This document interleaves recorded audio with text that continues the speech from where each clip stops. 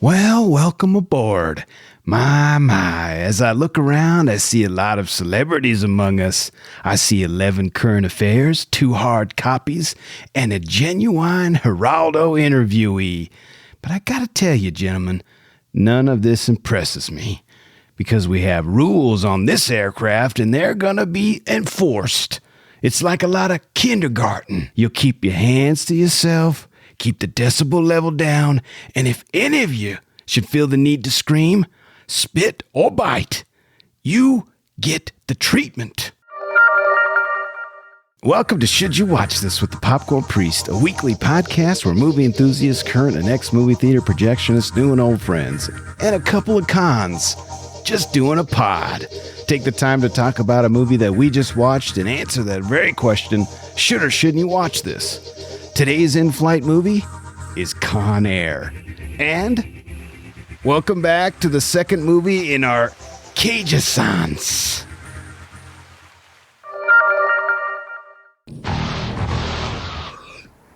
It was supposed to be a routine transfer. The most violent criminals society's ever produced are being flown to the toughest maximum security prison ever built. Nathan Jones, a.k.a. Diamond Dog, life sentence, murder. Garden Green, a.k.a. the Marietta Mangler, 7 life sentences. Cyrus Grissom, a.k.a. Cyrus the Virus, life sentence for murder, robbery, kidnapping, extortion. And Cameron Poe, paroled, heading home to his family. Unfortunately, he just got on the wrong plane. From Jerry Bruckheimer, the producer of Crimson Tide and The Rock, Nicolas Cage, John Cusack, John Malkovich. This spring, buckle up.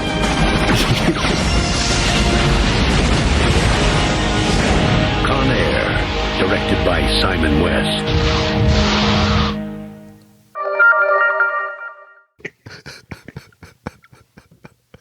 Oh gosh. Yeah, I was just enjoying that way too much. Dude. I want to extend a special welcome aboard to our pilot for today's pod, Captain JJ. Welcome back to the show, my man. Thanks for having me. That trailer got me so hyped right now. Oh my gosh. What a trailer. I miss that. Dude, it got me all in a kerfuffle. I was just thinking about that guy's voice and all the, oh man, it's so good. The voiceover, the music, the dun dun, as it like gives a rundown of some of the convicts. I just love it. What a way to start.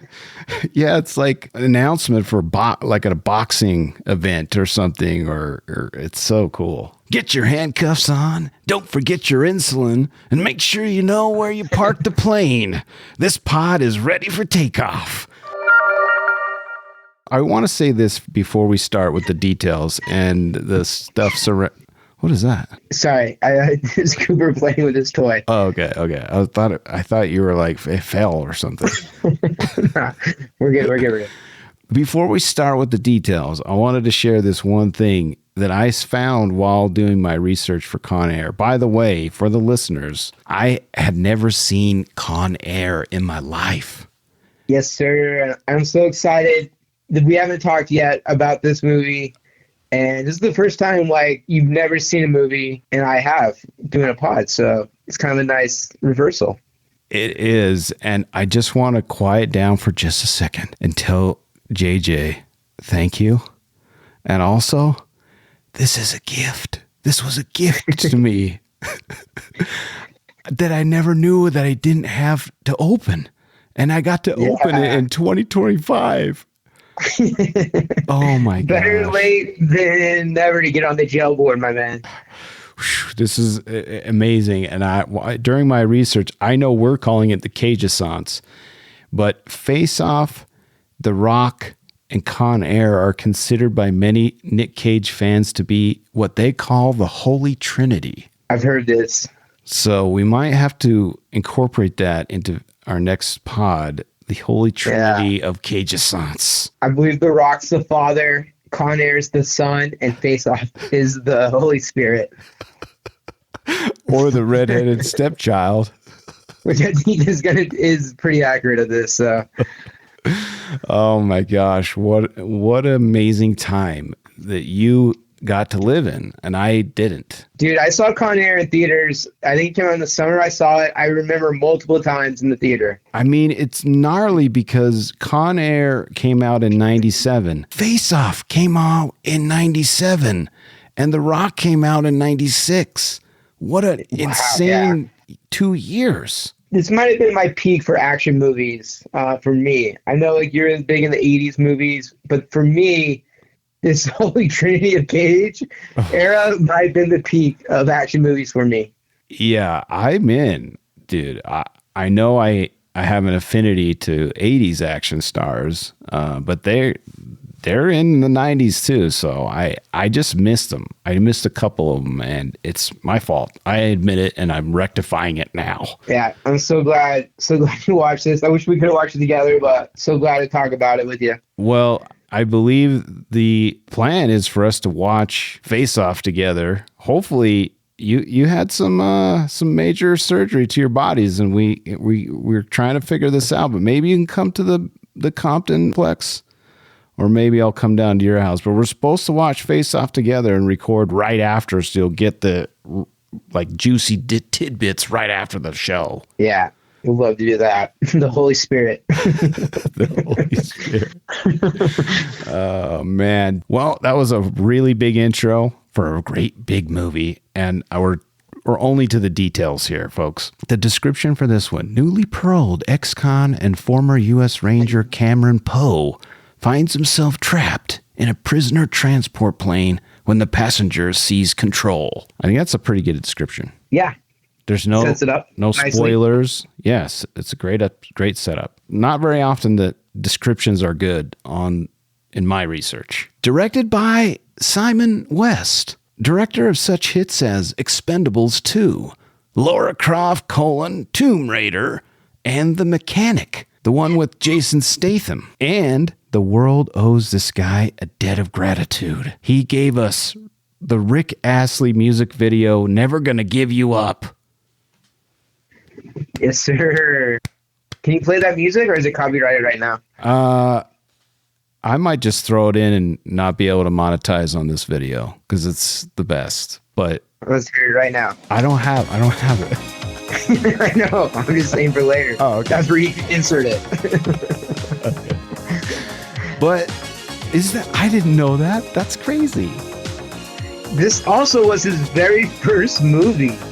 That happens a lot in Hollywood, way more often than it should.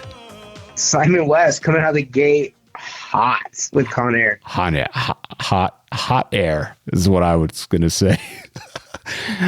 Top billed stars: Nicolas Cage, John Cusack, and John Malkovich. Also featuring Ving Rhames, Danny Trejo, John Cusack, and a spry Dave Chappelle as Pinball. Stacked, dude.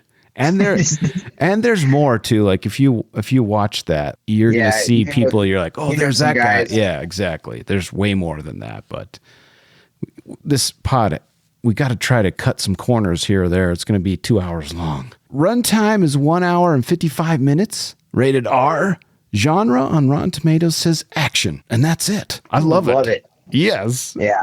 That's when genres were easy to figure out. Now they're not. That's perfect. One genre, action, and that's greatly describes this because this is just action packed. Action. IMDb says action, crime, thriller, and then they throw at the end dark comedy. Whoa. I don't know. Is it a dark comedy? I think it's just awesome. No, it's an action that has comedic elements. It's not a dark comedy. Yeah, pop off IMDb. It's not a dark comedy. Those genres suck. Yeah, thriller. It's action. Rotten Tomatoes wins this genre off. All right. Speaking of IMDb and Rotten Tomatoes, IMDb gives us a 6.9 out of 10 from 328,000 reviews. Rotten Tomatoes gives it a 58% from 71 critics and 75% from 250,000 audience ratings. I expected those to be a little higher, to be honest. I was expecting it to be where The Rock was at 85. Yeah. Not so much for Con Air. Listen, I'm not going to let the cat out of the bag, but it's going to be hard because I really like The Rock. Okay. We'll put that back in the bag. Where to watch this? You can stream this right now on Hulu if you're in the US, or you might need to rent it, or better yet, buy the physical media, 4K Blu-ray. Does it exist? Have you checked? Just the Blu-ray.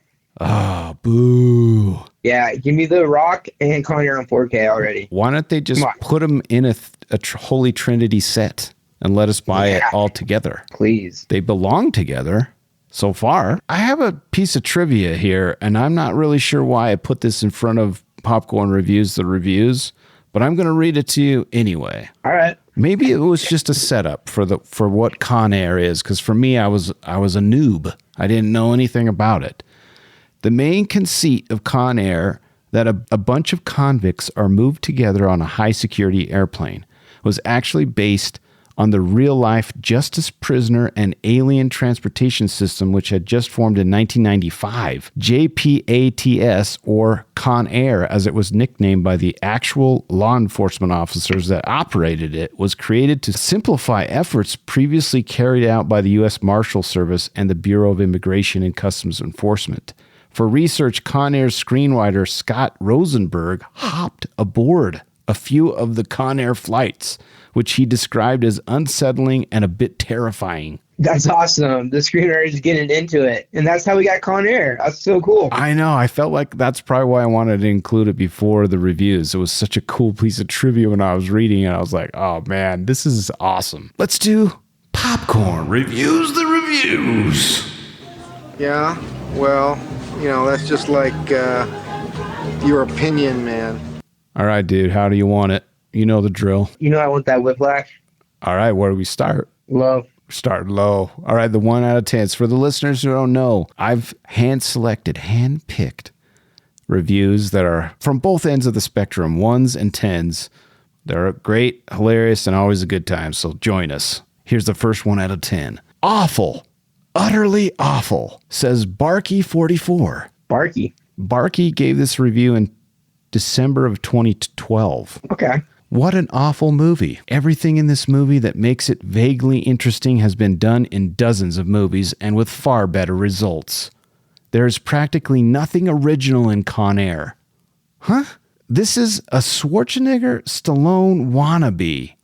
There are far better one-liners in Total Recall and far better action scenes in First Blood than this knockoff. This is a photocopy of a photocopy of a photocopy, washed out, unnecessary, and says the same stuff as all the action films that preceded it. Plus, it's just badly made. Nicolas Cage is not only a fish out of water here, he's at his hammiest worst. The action scenes and stunts are just goofy. The jokes have been done over and over again. It's just the same. The only redeeming quality is Steve Buscemi. But even there, he's been in a lot of better roles. Watch Fargo or something. A terrible movie. Shame on you, Hollywood. 1 out of 10. Barky. Barky needs to stay in the doghouse. He is in the doghouse for me. And what's funny is I kind of agreed with him a little bit because I do love the 80s action stars, mentioning First Blood and Total Recall. But Total Recall's not in the 80s. This guy needs to check his dates. But listen, I don't agree with him. And the action scenes are awesome. They're not goofy. Don't you feel like it's an original? Like, you're a big fan, like we mentioned, the 80s, 90s action movies. Like, I feel like even though this might be like Die Hard on a plane, it's some original stuff we've never seen before. I've never seen anything like this, and it's 2025. It was amazing. Yeah, amazing. And the one-liners hit. They do. The dialogue is awesome in this. You don't know what's coming. It just keeps coming and coming and coming. And oh man, let me do the next one. How about that? Yeah. What's the next review? 10 out of 10 from Curiosity Killed Sean. Oh no. Sean titles this Best Action Film of the Late 90s. Okay. Jerry Bruckheimer's production style rarely makes a good movie, but Con Air is one of those rare exceptions in which all the over-the-top mayhem and full-on action make a film so exciting it scorches when you watch it. Superior to both The Rock and Face Off, Con Air is... Whoa! He's saying Con Air of the Holy Trinity is number one. Yeah. I think a lot of people might have that opinion. Only time will tell. We will find out what the popcorn priest thinks. He says Nick Cage at his worst, but then he says best. His worst best. I think that's a compliment, right? Like his worst, but that's what we like about Nick Cage is his worst best. Right? I don't know about that, Sean. Oh, I kind of agree with you. Curiosity killed John. And then he says, best as an action hero and Bruckheimer at his best as an action producer. See it for the love of God. See it. 10 out of 10. All right. Respect to Sean. I should have read this in his review and I probably would have watched it. For the love of God. Yeah. I'm sorry, Sean. Sorry that curiosity killed you, and I'm sorry that I didn't watch this movie. Let's move on to our next 1 out of 10 from Chimp C. Whoa. What do you think that might mean? Chimp C? Maybe Chimp C. Chimp C. Maybe it's Chimp Crazy. That's what this guy's name is Chimp Crazy, dude. He says one of the top 10 worst big budget films, possibly the worst ever. A piece of S, he says. Chimp Crazy says. Listen to this guy, dude. He says, Con Air is the type of movie that separates film goers into two distinct camps. Those who think or dare to say aloud this film has it all, and those who feel as if a chunk of their life force has been forever stolen. Oh, man. The latter leaves the TV room, or worse, the theater, weak, angry, and sad for the state of cinematic art in the Western world. Chimp Crazy. This is Chimp Crazy, dude. Expertly ruined by director Simon West, Con Air at first glance has the look and feel of a crummy, jingoistic Michael Bay film, crammed with slow-mo, gratuitous violence, testosterone, low-rent style, and zero substance. And anybody who likes it or had anything to do with its creation should be bashed squarely in the teeth. Insert sound of effect of crunching bone here. 1 out of 10. Chimp Crazy. I like it, and I want to keep my teeth Chimp Crazy. Yeah, I can't believe it really affected Chimp Crazy that much that he would go so far as to at this level. It's the insane. threats and the sound effects. Chimp Crazy. He wants to kill anyone who wants to watch this movie. He worries me. Let's move on. This next 10 out of 10 is from Yelly. Should I yell this one? We'll keep it chill. Classic one-liners and non-stop action. Yelly says, not only was Con Air the best movie of 1997, it is an all-time pleaser. It keeps you on the edge of your seat and laughing the whole time. With non-stop action and hundreds of classic one-liners, this movie just can't lose. A must-see for people of all ages and genders. All genders can see this. Nice. JJ. 10 out of 10. I respect Yelly. I like that. Next 1 out of 10 is coming to us from Dementos. Is it a mix of Mentos, the Fresh Maker, and Dementors from Harry Potter? Dementos. The Spirit Suckers. The Demento says, okay, if it weren't based on total ignorance of diabetes, that was the title. Ooh, he does need his insulin. All right, you get ready for this. I want all the diabetics to please write in because I don't really know much about it. I just know that it's a horrible disease. But this is what Demento says. Unbelievable how little research is done for multi-million-dollar productions these days, given the fact that about 5 to 10% of the American people suffer from diabetes. It shouldn't be that difficult to get a few facts straight. Diabetics do not die or display symptoms as suggested in the movie if they don't get enough insulin.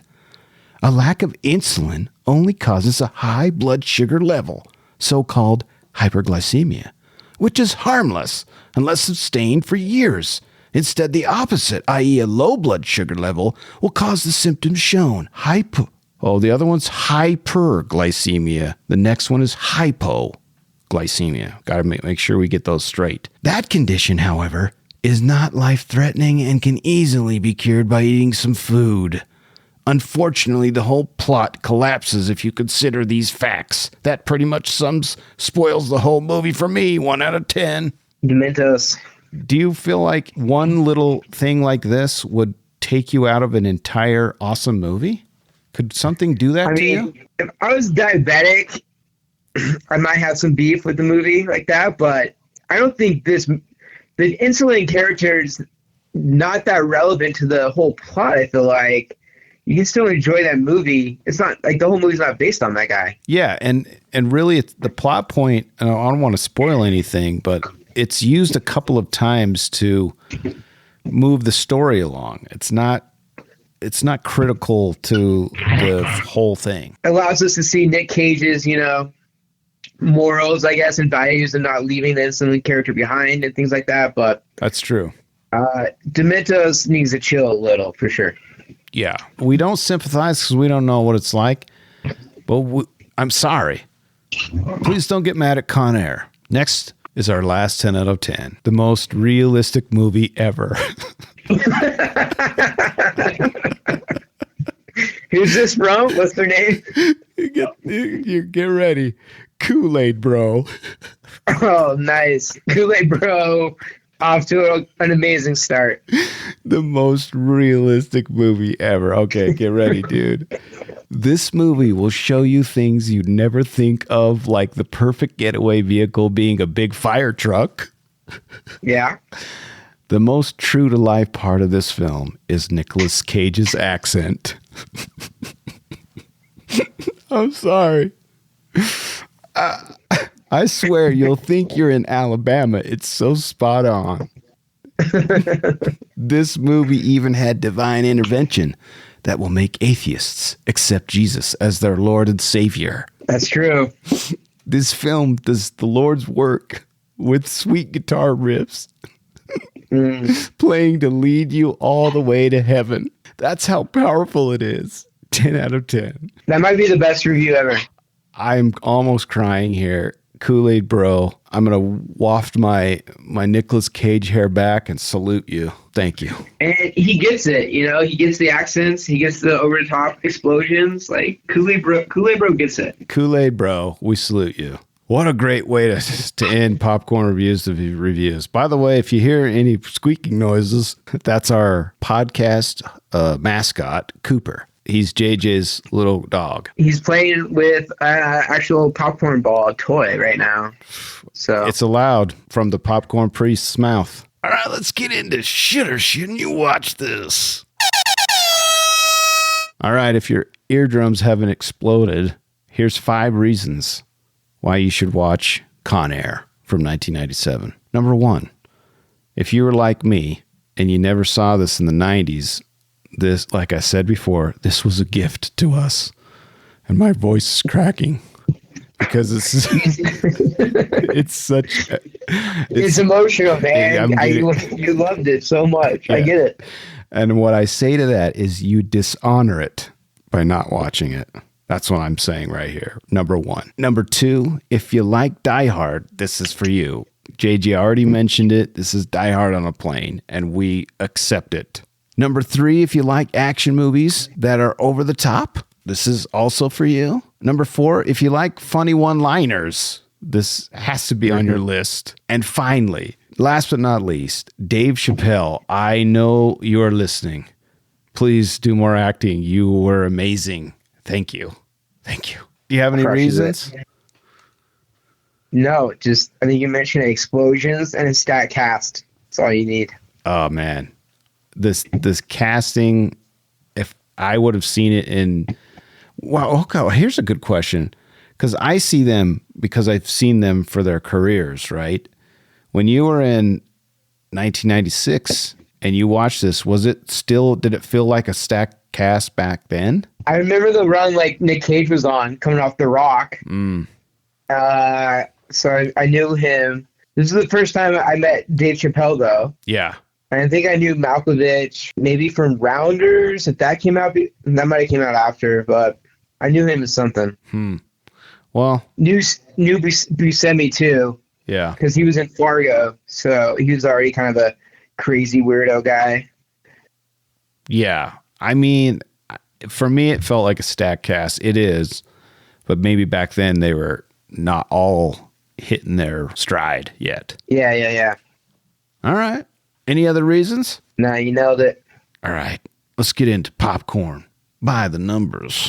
For God's sake, just give me the damn number! All right. What's the budget? Okay, I know this. I'm going to say 100 million again, like I did The Rock. The Rock only had 75 million was The Rock. This one was 80. Oh, okay. I thought it'd be in the hundreds. Yeah. I think 80. Yeah, I probably would have put it at 100, but 80 seems right, but it still seems high for back then. What do you think the box office haul was? Overall? Yeah, overall. Worldwide. Oh, man. I'm going to say tripled, like 300 million. 224. Yeah. It didn't do as well as The Rock. It's domestic. Oh, that's surprising. Yeah. Its domestic haul was 101 million. International was 123. I remember The Rock was in the top 10 movies in 96. I don't know if this made the top 10 in 97. Well, this isn't 97. I know. Was it in the top 10, though? Oh, thank you for bringing that up. I did the research. I was interested to know what was the top 10 domestic hits Yeah. of 97. We did this last pod with The Rock. Correct. And then I also looked up what was the prestige worldwide box office numbers. So they're different.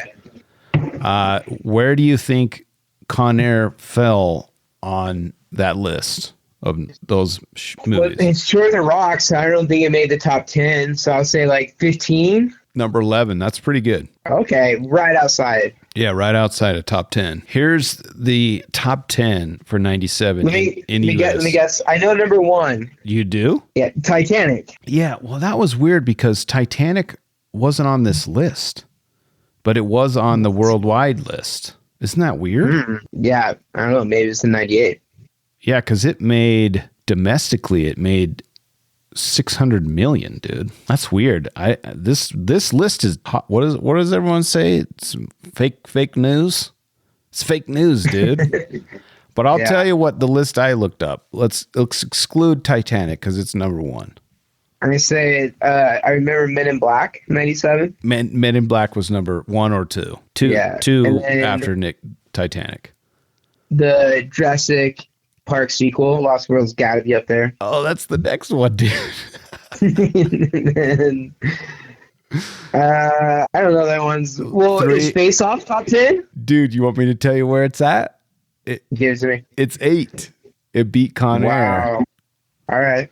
So so we got Men in Black, Lost World, Jurassic Park. Liar Liar is 3. Dang. 3 or 4. I'll just say 5. 5 is Air Force One. All right. President Harrison Ford. Then they re-released Star Wars in 97, the special edition, and it made $137 million, dude, and was number 5. Wow, that's wild. 30-year-old movies like hitting the charts. Then My Best Friend's Wedding. They say here Titanic, but I don't believe that. That should be on the top. And then Face Off and Batman and Robin. Oh, and George of the Jungle. Wow. Hit the top 10. George, I would have never guessed George of the Jungle. It beat out Con Air, bro. That's crazy. George is doing it big back then. The only ones in the international that surprised me was Bean. I don't know what that is. Oh, Mr. Bean was huge worldwide. Then Speed 2 was 8, but it didn't make the list in the US. Should you watch Speed 2? Spoiler alert, no. Oh, is it no bueno? I'm not a fan. I have seen Speed, which is a very good action film, but I have not seen, which is Die Hard on a Bus, FYI. Yeah. But Oh, the other one on here is Air Force One, dude. That's Die Hard, kind of another Die Hard on a plane a little bit.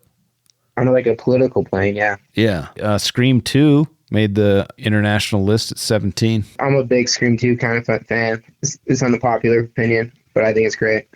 I've only seen one Scream movie. That's it. That's a lot of work I got to do. It's a lot of screams. Screams. And then Con Air was 18, dude. Nice. Well, yeah, it made some money. All right, I only have 2 other numbers, and that's it. I tried to pack it in for our next week's episode. How much do you think the car that DE agent Duncan Malloy drives, which is a 1967 Corvette Stingray? Yeah, it's a badass car for sure. At the time of filming, what would you have had to pay for it in 1996 or whatever when they filmed it? Yeah, you're asking me about car prices. Stingray, I don't know. What is that? Like $100,000, $200,000? $38,000. You could have got this car in 97. What? Oh man, I don't believe that. That's what you pay for a normal car now. I know. That's what I'm saying. And yeah, exactly. Yeah, that car is in the hundreds of thousands nowadays. Yeah. Here's something. It's an awesome car. It is. It's beautiful. And spoiler alert. Well, I'll just leave. There's a lot that car does in this movie, so I'm gonna. Yeah, we can talk about it next episode. I'll leave that lie. I have one other number, and this boggles my mind when I read it, because I remember the music, the "How Do I Live" song, right? It's pretty. How do I live? I didn't know, dude. Yeah. I didn't know why it was so popular. It was because of this movie. It was a hit. And I didn't know that, so that's why it was even more interesting to me. But I remember in the summer, this song came out, and it was just everywhere. And I thought of Con Air every time I heard this song on the radio. So it was a good memory for me. Oh man, that would be a good memory. But the song was everywhere. The one memory I have that's bad about songs is that Celine Dion song for Titanic. Oh man, that was playing everywhere. Yeah, pop off. But same year. For the over-the-top action film, Con Air, the ballad How Do I Live was a rather strange song choice. Beyond the film, though, the saga of How Do I Live is actually much stranger. Listen to this.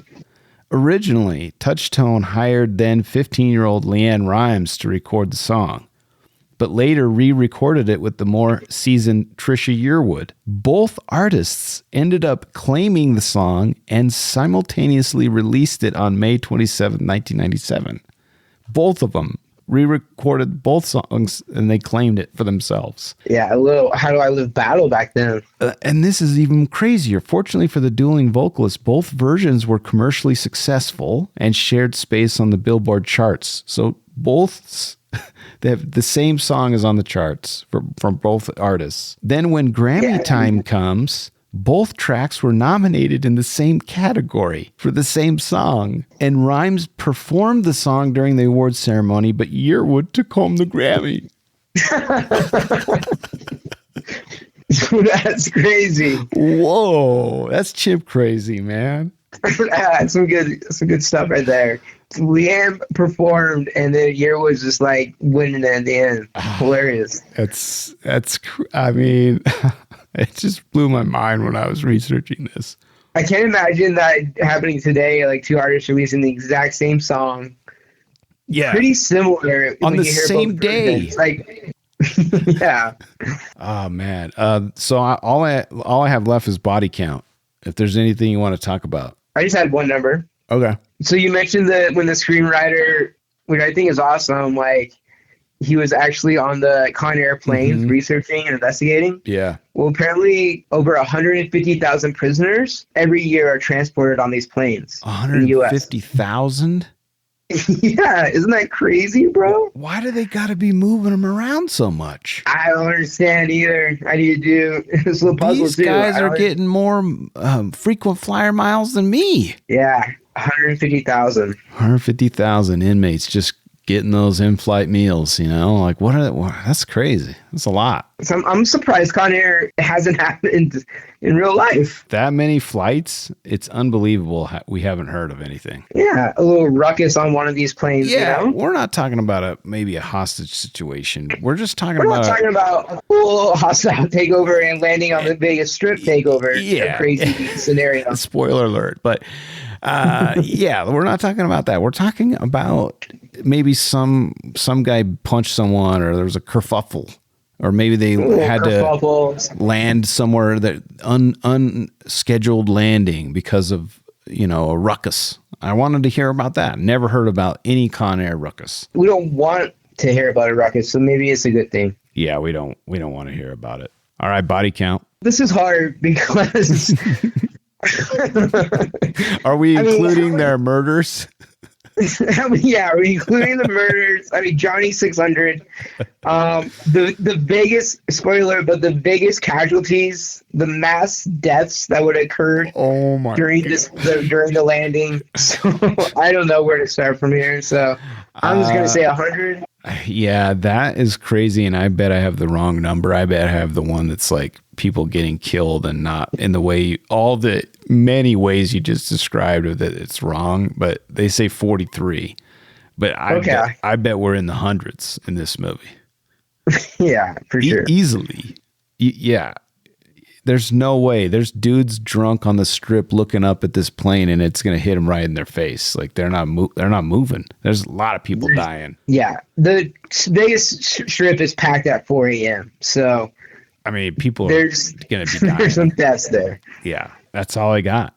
You ready to move on? Great first episode. Excited to get into the deets. Yeah, next episode. Yeah, great part 1 of Con Air. And again, I say it. I'm going to keep saying it. It's been a gift to me. Are you going to do the How Do I Live as an outro? I should. I don't have it on my thing, but I'll add it in post. Yeah. Yeah, our monetization has gone out the window, so it's no big deal to me now. All right. At this point, there will be spoilers up ahead, so if you want to watch and then come back next week and join us for our breakdown of How's My Accent? Pretty Good from 1997. I'm on the social medias. I dare you to message the great Popcorn Priest at Popcorn Priest. I love movies and would love it if you'd share the love. Share this with the movie lover in your life. For the cost of a cup of coffee, you can help the Popcorn Priest support his movie addiction and allow him to keep giving you these labor of love reviews by visiting patreon.com/Popcorn Priest. Lastly, the easiest way to support the show and the most free is like and subscribe. Give us a 5-star review. Easier than escaping from prison in the air. And as always, thanks for listening. And thanks to my special guest, Diamond Dog JJ. Thanks for having me. Popcorn, the Mariette Mangler Popcorn Priest. Yeah, oh man, I'm on the top of the list. Join us next week for part 2 of Put the Bunny Back in the Box from 1997. We'll see you next week. Without you, there'd be no sun in my sky. There would be no love in my life. There'd be no